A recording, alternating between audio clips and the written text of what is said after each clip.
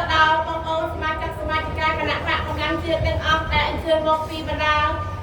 ខេត្តក្រុងទាំងអស់ទូទាំងប្រទេសកម្ពុជា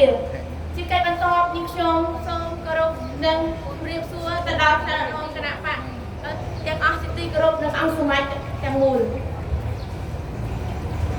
នៅក្នុងការនេះខ្ញុំពិតជាមានកិត្តិយសណាស់ដែលបានចូលរួមនៅក្នុងសមាជិកនៃគណៈបករបស់យើងទាំងអស់គ្នាហើយអ្វីដែលជាកិត្តិយសបំផុតនោះគឺអរគុណសម្រាប់អីដែលបាត់បង់សេរីភាពទៅឲ្យនាងខ្ញុំអាចបញ្ឈរនៅលោកអស់លោកស្រីនៅក្នុងថ្ងៃនេះដោយសារអាវត្តទំនៀមប្តីរបស់នាងខ្ញុំអស់លោកស្រីពិតជាបានជ្រាបហើយថាប្តីរបស់ខ្ញុំគឺលោកសុនចន្ទធីដែលជាអតីតប្រធានគណៈបកកម្លាំងជាតិដែលត្រូវបានអាជ្ញាធរក្រុងភ្នំពេញចាប់ដាក់ពន្ធនាគារយ៉ាងអយុត្តិធម៌ដោយយកគាត់ទៅឃុំខ្លួននៅខាងខេត្តពោធិ៍សាត់ក្បែរភ្នំក្រវាញនៅក្នុងថ្ងៃនេះដែរនាងខ្ញុំក៏សូមអរគុណដល់អង្គសមាជក៏ដូចជាថ្នាក់ដឹកនាំចាស់ក៏ដូចជាសមាជិកគណៈកម្មការនយោបាយដែលបាន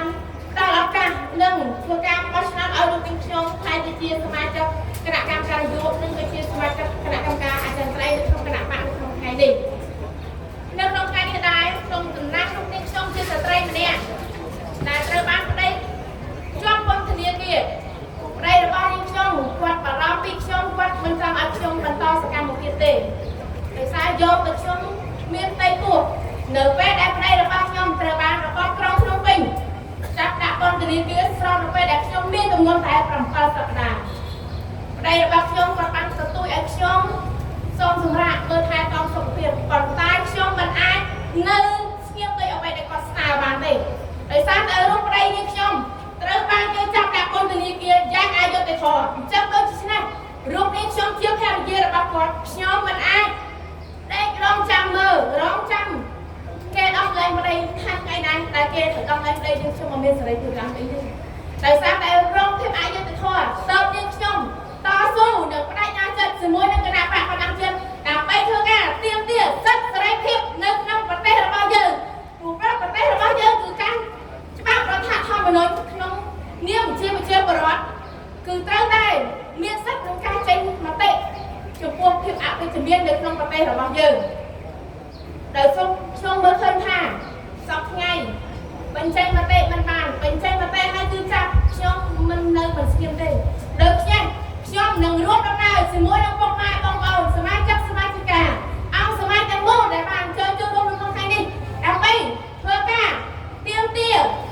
សិទ្ធិសេរីភាពនិងធ្វើការបោះឆ្នោតតាមលទ្ធិប្រជាធិបតេយ្យសេរីពហុបកនៅក្នុងឆ្នាំ2027ខាងមុខនេះតបានតែជោគជ័យជ័យយោវីរភាពនៃព្រះយើងនៃយ៉ាងកាត់ផ្លាហានគឺថ្មីម្ដងទៀតតំណាងរូបនាងខ្ញុំជាស្ត្រីខ្ញុំក៏ចង់ស្នើឲ្យស្ត្រីយើងទូទាំងប្រទេសកម្ពុជាចូលរួមធ្វើការ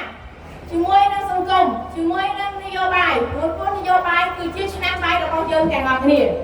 បើកាលណាតែ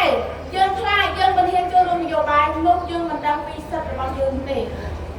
ដូច្នេះនេះហើយក្នុងនាមខ្ញុំដែលជាស្ត្រីដែលមានមតិនៅក្នុងថ្ងៃនេះសង្ឃឹមយ៉ាងរំងាស់ថា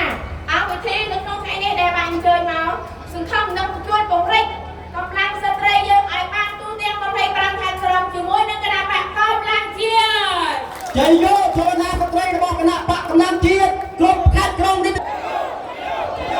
ជ័យយោគណៈបកកម្លាំងជាតិជ័យយោគណៈបកកម្លាំងជាតិអស់អមតាជ័យយោចាសូមមានតែប៉ុណ្្នឹងទេអរគុណ